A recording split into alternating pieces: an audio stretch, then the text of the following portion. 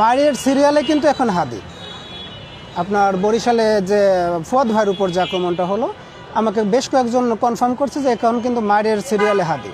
আমি জিজ্ঞাসা করলাম, হাদিকে মারলে কি হবে, ও কি আর মায়ের ভয় পায়? সে আপনি জানেন যে আমি র্যাব 10 যাত্রাবাড়িতে 3 বছর চাকরি করেছি এবং এই অঞ্চলে আমার প্রচুর সোর্স আছে। চাকরি করার সুবাদে, র্যাবে চাকরি করার সুবাদে সোর্স মেনটেন করতে হয়। আমাকে গত পরশুদিন একজন বলল যে ভাই, মায়ের সিরিয়ালে কিন্তু এখন হাদি। আপনার বরিশালে যে ফুয়াদ ভাইয়ের উপর যে আক্রমণটা হলো, আমাকে বেশ কয়েকজন কনফার্ম করছে যে এখন কিন্তু মায়ের সিরিয়ালে হাদি।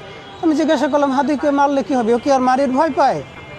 মায়ের কেউ ভয় পায় না, কিন্তু হাদি ভাইয়ের গায়ে যদি একবার হাত তুলে ফেলতে পারে, ওদের আত্মবিশ্বাসটা বেড়ে যাবে। আমি ডেঙ্গু রোগে আক্রান্ত, 1 মাস হসপিটালাইজ ছিলাম, এখনও দুর্বল। হাদি ভাইকে জানি যে উনি বললে আসলে শুনবেন না। উনি খুব ঘাড়তেরা মানুষ, উনি খুব সাহসী মানুষ, যার কারণে আমি নিজে এসে দাঁড়িয়ে আছি এবং সর্বোচ্চ চেষ্টা করব।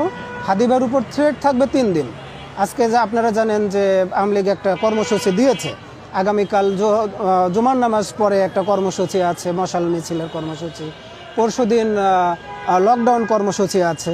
তো এই 3 দিন মিনিমাম হাদি ভাইয়ের সাথে থাকবো। যেহেতু কথা বললে উনি শুনবেন না, হাদি ভাইকে ভালোবাসি মন থেকে। হাদি ভাই কতটা রাজনীতিবিদ হয়ে উঠতে পারবেন সেটা নিয়ে এখন ভাবছি না, এটা দিনে দিনে মানুষ জানতে পারবে উনি কতটা রাজনীতিবিদ। কিন্তু আমি ওনাকে যেটা মনে করি, আমাদের আন্দোলন সংগ্রামের যে রেসটা ছিল, যে ট্র্যাকটা ছিল, এই ট্র্যাকের একদম বিশ্বস্ত রেসের ঘোড়া। আমরা কখনোই হাদি ভাইকে হারাই যাইতে দিতে পারি না এবং এটা বিশ্বাস করি, হাদি ভাই যদি এই রানটা ধরে রাখেন, এই রান তিনি একদিন শেষ করবেন। আমার রাজনীতির এলাকা ছেড়ে আমি এখন হাদি ভাইয়ের পাশে এসে দাঁড়িয়েছি একটা মাত্র কারণেই, এই বিপ্লবী মুখগুলো, এই বিপ্লবী মানুষগুলো যেন কোনোভাবে আতঙ্কিত না হয়, এই মানুষগুলো যেন কোনোভাবে হারিয়ে না যায়। আপনারা ইতিমধ্যে দেখেছেন যে নুরু ভাইয়ের উপর কিন্তু একটা খুব গুরুতর, একদম জীবননাশের একটা হামলা হয়েছিল। আপনারা দেখেছেন এনসিপির উপর একটা হামলা হয়েছিল, ফুয়াদ ভাইয়ের উপর হামলা হয়েছিল। হামলা একবার হয়ে গেলে তার বিচার কিন্তু আর বাংলাদেশে হচ্ছে না।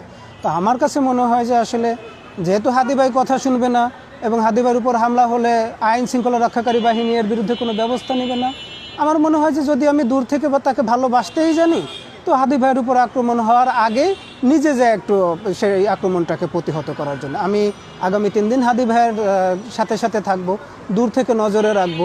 যেহেতু আমার নজরটা একটু তীক্ষ্ণ, হ্যাঁ, আমি হাদি ভাইকে নজরে রাখার চেষ্টা করব যেন হাদি ভাইয়ের উপর কোনো রকম কোনো আক্রমণ না আসে।